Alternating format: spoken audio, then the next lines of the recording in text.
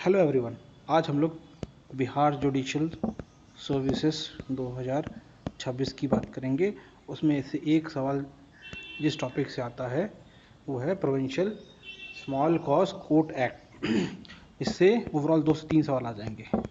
तो जनरली हम अभी PYQ बेस MCQs की बात करेंगे, जिससे आप आसानी से 1 से 2 सवाल अटेम्प्ट कर पाएंगे सही से। बिना टाइम वेस्ट किए हम लोग पहले सवाल पे आते हैं। पहला सवाल है, registrar of provincial small cause court when conferred with jurisdiction by state government. इस केस में वो क्या होगा? Try suit of unlimited pecuniary jurisdiction? नहीं। Try suit up to limited pecuniary jurisdiction? Can not try any suit? Can also decide criminal cases? इसका answer है हमारा B.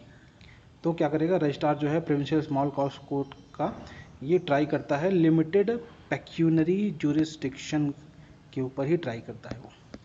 ये आप याद रखिएगा, ये है 2000 में BGS में आया था। तो ये कहाँ दिया हुआ है? ये सेक्शन 12 में दिया हुआ है आपका, और इसके बारे में सेक्शन 7 में ही बात हुई है। ये दोनों इंपॉर्टेंट सेक्शन है, सेक्शन 12 एंड सेक्शन 7। बाकी और भी इंपॉर्टेंट सेक्शन है जिसको आपको पढ़ना है, आप बस उसी को पढ़िएगा और ये MCQs कर लीजिएगा PYQ वाले। आपका 50% काम 80% काम इस सब्जेक्ट से हो जाएगा, ज़्यादा आपको मेहनत नहीं करनी है। अब सीधे हम लोग अगले सवाल पे आते हैं। The court of small cause under the provincial small cause court act. ये स्मॉल कॉज जो कोर्ट है इस एक्ट में क्या कर पाए? Can not take cognizance of suit specified in second schedule. क्या उस पर ये कॉग्निजेंस ले सकता है? कैन टेक कॉग्निजेंस, ये बेसिकली दोनों स्टेटमेंट एक दूसरे का अपोजिट है। तीसरा है can entertain criminal complaint, can decide matrimonial case? नहीं। ये इसका आंसर है हमारा ए। ये जो स्मॉल कॉज कोर्ट है ये cognizance can not take cognizance of suit specified in second schedule. दूसरा जो इंपॉर्टेंट टॉपिक है आपका है सेकेंड शेड्यूल। सेकेंड शेड्यूल में जो भी सब्जेक्ट्स हैं, जो भी सब्जेक्ट सेकेंड शेड्यूल के अंदर दिए हैं उसको भी आप ढंग से पढ़ लीजिएगा, ठीक है। अब ये सेक्शन 15 में दिया हुआ है, इसके साथ आपको सेक्शन 15 को पढ़ना है।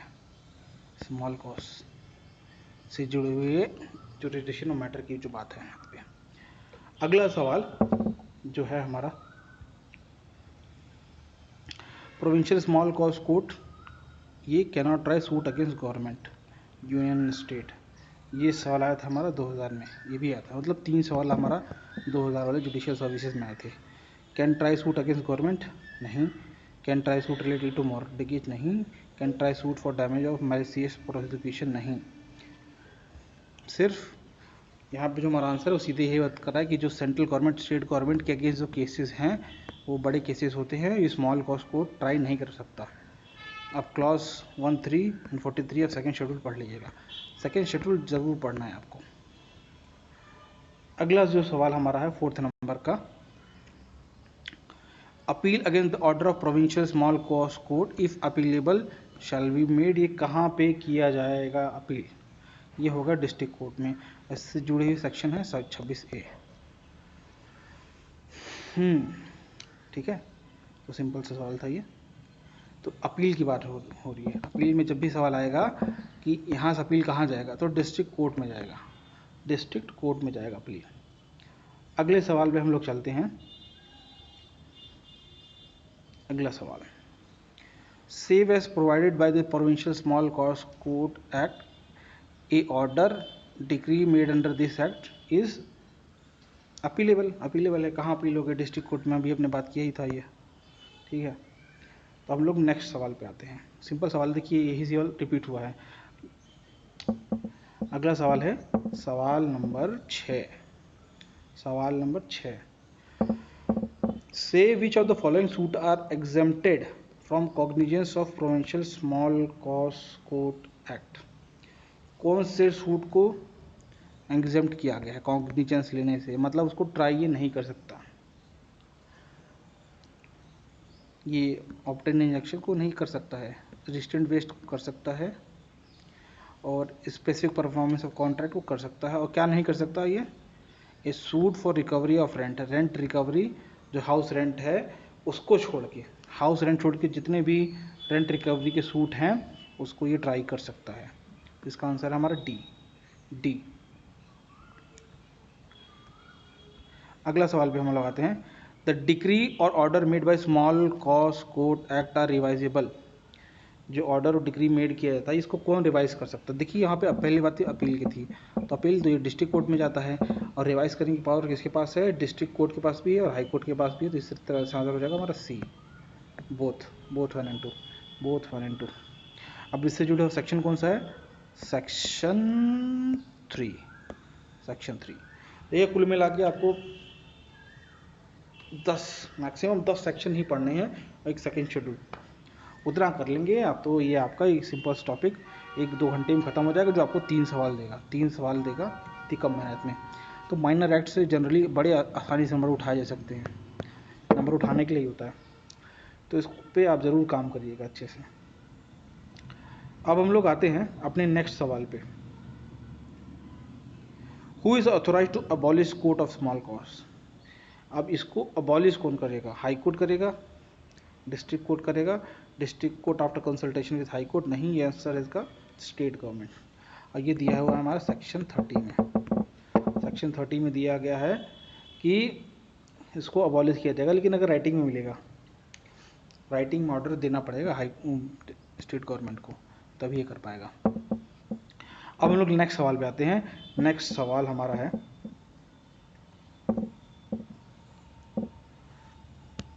नेक्स्ट सवाल है, डिक्री और order made by the small cause court are रिवाइजेबल।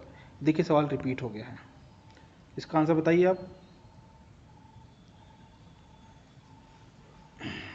District court, high court, both. हमने यही तो पढ़ा था पिछले वाले में, पिछले सवाल हमने यही तो पढ़ा था।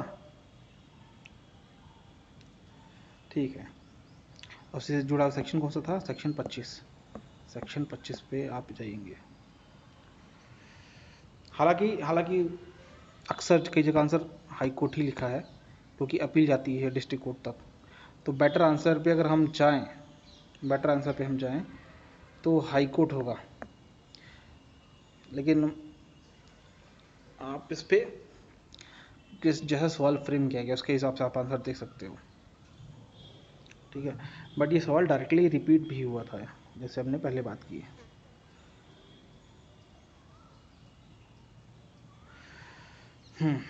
तो फिलहाल हम आंसर पे क्या जाएंगे? हम सी पे जाएंगे, बोथ पे। ये भी कर सकता है, ये भी कर सकता है। अगला सवाल आता है हमारा, और इससे जुड़े हमने पिछली बार सेक्शन कौन सी बात की थी? सेक्शन 3 की बात की थी हमने। अगला सवाल पे आते हैं, provincial small cause court act ये फोर्स में कब आया था? 1 जुलाई 1987 में। ये डेट याद रखिएगा, आप सीधे 3 से 4 सवाल यही आते हैं कि उनका कौन सा कोर्ट कब इस्टेब्लिश हुआ था। BSA का पूछ लेगा आपसे, BNSS का पूछ लेगा, तो इसको अब डेट याद रखिए। स्मॉल कॉज कोर्ट एक्ट 1887, 1 जुलाई।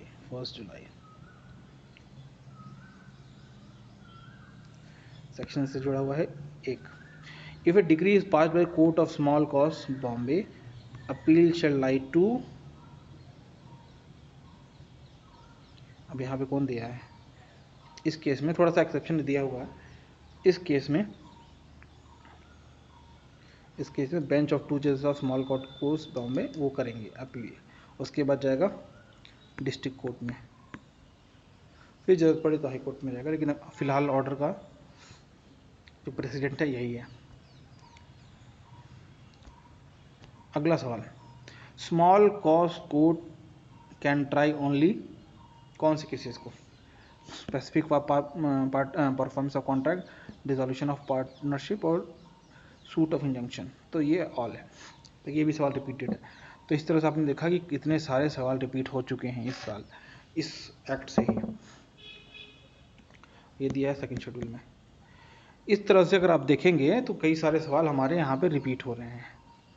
अब बात आती है कि याद क्या क्या हमें करना पड़ेगा। तो हमने जैसे बात की थी, सेक्शन 1 था, उसको देखना है आपको, सेक्शन 3 को देखना है, section 7, section 12, section 15, section 26A, section 25, section 30, section 17, लेकिन ये सीपीसी का है, सीपीसी का सेक्शन 17 में दिया है उसके बारे में, और सेक्शन 18 है हमारा, इसी का सेक्शन 17 है जो सीपीसी में के जो रूल है उसके बारे में बात कर रही है, और सेक्शन 18 किसकी है, ये रजिस्ट्रार की पावर की बात की जा रही है, रजिस्ट्रार और प्लस सेकेंड शेड्यूल। तो 1 2 3 4 5 6 7 8 9 10 सेक्शन आपको याद करने हैं मोटे मोटे, ये प्लस एक सेकेंड शेड्यूल, इतना आप कर लेंगे तो आपका ये 2-3 सवाल फिक्स हो गया। फ्री के नंबर हैं तो इसको आप, एक सवाल में एक्चुअली आंसर गलत दिया था, जो भी मैंने आपको बताया, आप ही लेवल वाला, उसमें डिस्ट्रिक्ट कोर्ट हाई कोर्ट दोनों आंसर हैं। जैसे कि एक बार आंसर सिर्फ हाई कोर्ट दिया था, एक बार डिस्ट्रिक्ट कोर्ट और हाई कोर्ट दिया था आंसर, लेकिन हम जाएंगे दोनों के साथ।